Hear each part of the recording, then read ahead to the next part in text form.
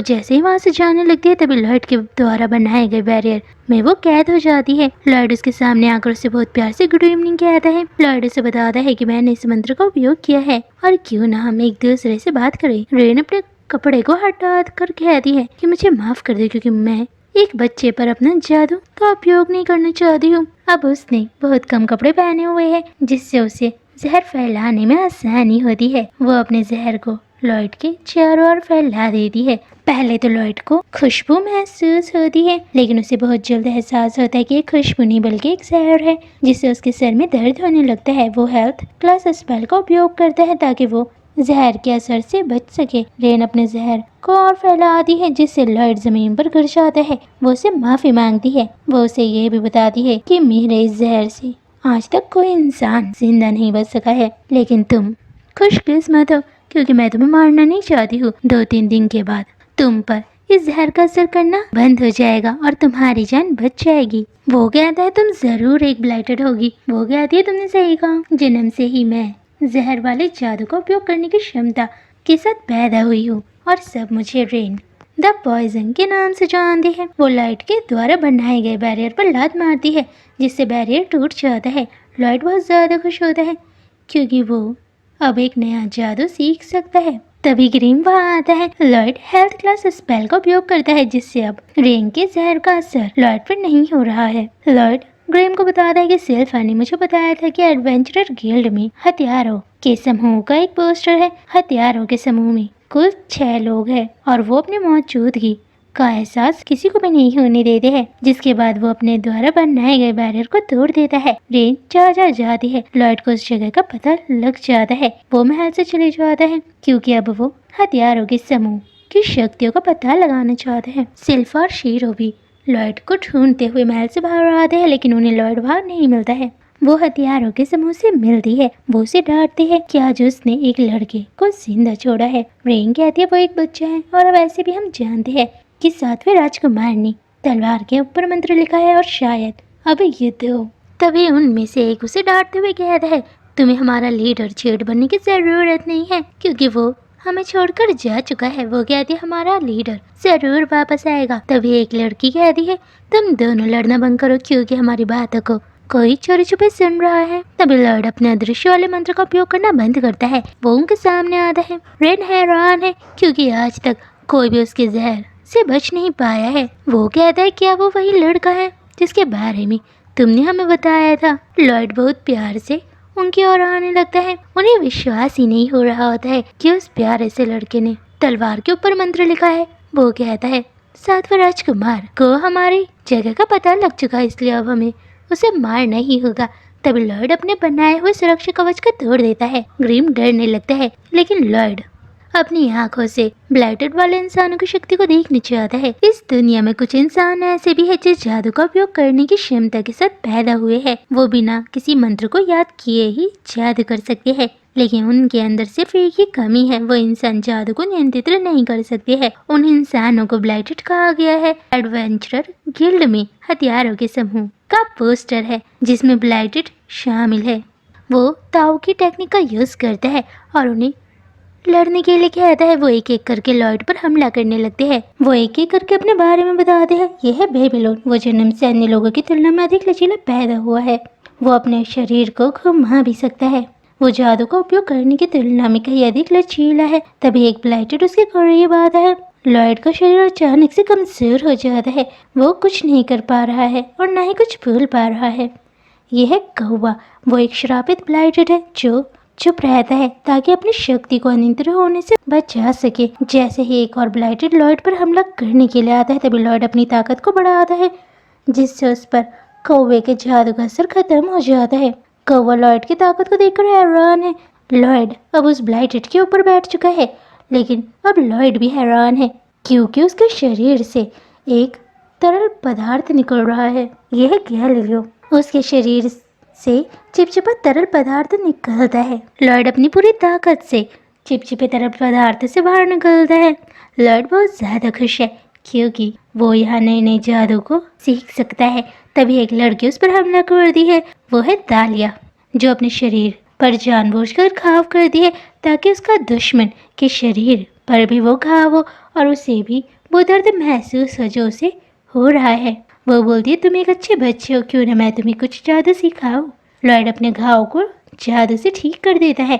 हर कोई हैरान हो जाता है क्योंकि लॉयड आसानी से उन सबको हरा रहा है। लॉयड सिल्फा द्वारा सिखाए गए टेक्निक और मार्शल आर्ट्स का उपयोग करता है। वो हैरान है क्योंकि कौवा और उसका अतीत में सामना सिल्फा से हुआ था। सिल्फा के साथ हुई लड़ाई के बारे में याद करके ही आज भी उसके हाथ पैर कांपने लगते हैं।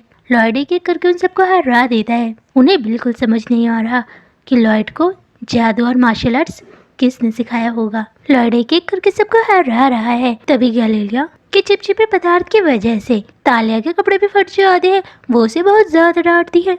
लॉयड तालिया पे हमला करता है। वो लॉयड से बोलती है कि तुम्हें मुझ पर हमला करने की ज़रूरत नहीं है, क्योंकि अगर तुमने मुझे दर्द पहुंचाने की कोशिश की तब तुम्हें भी उतना ही दर्द होगा जितना मुझे हो रहा है। लॉयड बोलता है मुझे वो दर्द महसूस हुआ था। वो उस पर हमला करता है। तालिया और लॉयड को दर्द महसूस होता है। तभी गैलीलिया उसके हाथ को पकड़ता है। वो बहुत ज़्यादा खुश है। उन पर हमला नहीं कर पाएगा क्योंकि चिपचिपे तरल पदार्थ की वजह से लॉयड का ग्लव्स गैलीलिया के हाथ में रह जाता है और लॉयड उसकी कैद से आज़ाद हो जाता है। वो बिजली वाले जादू का उपयोग करता है जिससे वो चट्टान से टकरा जाता है। रेन अब कांप रही है। वो रेन पर हमला करना चाहता है। वो सब हार मान जाते हैं। तभी लॉयड बोलता है तुम अपने जादू को नियंत्रित नहीं कर सकते हो। वो गुस्से में लॉयड को मारने के लिए उसके करीब जाता है। तभी लॉयड टेलीपोर्टेशन का उपयोग करता है जिस वजह से वो आसानी से बिजली वाले जादू का उपयोग करके उसको हरा देता है। रेन गैलीलिया को बचाने के लिए जाती है लेकिन लॉयड अपने शरीर के चारों ओर बैरियर बना देता है। वो बोलता है मैं जानता हूँ तुम मुझ पर अपना जहर फैलाना चाहती थी। वो बोलती है तुमने गैलीलिया के साथ अच्छा नहीं किया। तभी गैलीलिया रेन को लड़ाई करने से रोकता है। अब हर कोई हार मान चुका है क्योंकि उनका माना अनियंत्रित है। लॉयड उनके शरीर के माना और शक्तियों को नियंत्रित करता है। अब उनके घाव भी भर चुके हैं। वो रोने लगता है क्योंकि अब उन्हें इस श्राप से मुक्ति मिल सकती है। कौवा भी रोने लगता है क्योंकि अब वो आसानी से किसी से भी बात कर सकता है। वो सब खुश है। गैलीलिया रेन से बोलता है तुम्हें जो कपड़े पसंद है तुम वो पहन सकती हो क्योंकि तुम्हारे जहर से अब कोई भी इंसान मरेगा नहीं। तभी बेबीलोन बोलता है रेन मैं जानता हूँ तुम इस समय रो रही हो। रेन बोलती है मैं इसलिए नहीं रो रही क्योंकि लॉयड ने मुझे छुआ है और नहीं इसलिए कि मैं अपने जहर को नियंत्रित कर सकती हूँ या फिर मैं जो कपड़े पहनना चाहती हूँ वो पहन सकती हूँ। लेकिन वो गैलीलिया के दिए हुए कपड़े को छीन कर कहती है मुझे कोई फर्क नहीं पड़ता। असलियत में उसे बहुत ज़्यादा खुशी हो रही है क्योंकि अब वो जो चाहे कपड़े पहन सकती है और उसे कम कपड़े पहनने की भी ज़रूरत नहीं है और ना ही कोई उसे चिढ़ाएगा कि वो किसी लड़के को अपनी ओर आकर्षित कर रही है। लॉयड ग्रिम से कहता है देखो सब कितने खुश है। कुछ समय के बाद वो लॉयड को एक कपड़े पहनाते हैं क्योंकि अब वो चाहते हैं कि लॉयड उनकी टीम में शामिल हो। लेकिन रेन पूछती है आखिर वो हमारी इस टीम में क्यों शामिल हो रहा है। बेबीलोन उसके लिए खाना ला रहा है जबकि कौवा उसके लिए कपड़े काट रहा है और तालिया उसे कपड़े पहना रही है। लेकिन गैलीलिया उसके कपड़े धो रहा है। वो रेन को समझाती है कि लॉयड की वजह से उनकी शक्तियाँ नियंत्रित हो सकी है। लेकिन रेन उन्हें समझा दी है कि लॉयड युद्ध कराना चाहता है और उसी ने तलवार के ऊपर मंत्र लिखे हैं। लेकिन वो रेन की बातों को नजरअंदाज करते हैं। ग्रीम रेन को समझाता है कि ये सब एक अफवाह है। तलवार के ऊपर मंत्र लिखने का आइडिया लॉयड का था। वो बोलती है ये किस तरीके का राजकुमार है जो तलवार के ऊपर मंत्र लिखता है और उसने सारे काम कालकोठरी के अंदर किए हैं। रेन की बातों से ग्रीम को भी गुस्सा आने लगता है। लॉयड कहते तुम्हें गुस्सा नहीं होना चाहिए और वैसे भी तुम सब अपनी शक्तियों को नियंत्रित कर सकते हो। एक एक करके अपनी शक्तियों को मुझे दिखाओ।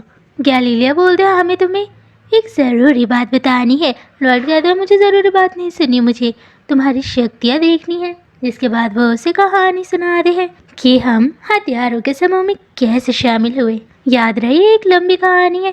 वो बोलते हैं ठीक है। जिसके बाद गैलीलिया उसे एक सिक्का दिखाता है जो उनके लीडर जेड का है। लोग उसे जेड द शैडो वॉल्फ के नाम से जानते हैं।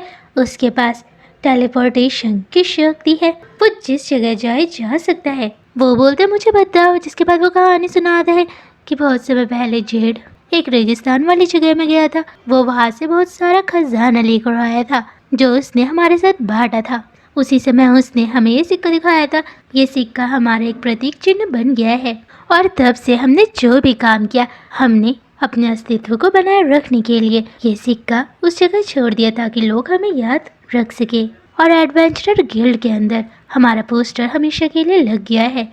लेकिन उसी समय जेड उनके सामने से गायब हो गया। वो सब परेशान हो गए थे और तब से लेकर आज तक उन्हें जेड के बारे में कुछ नहीं पता कि वो कहाँ पर है। लॉयड सोचता है उसे टेलीपोर्टेशन की शक्ति के बारे में जानना है। लॉर्डस्ट देश में बहुत जल्द युद्ध होने वाला है, इसलिए मुझे लगता है कि जेड शायद वहाँ हो।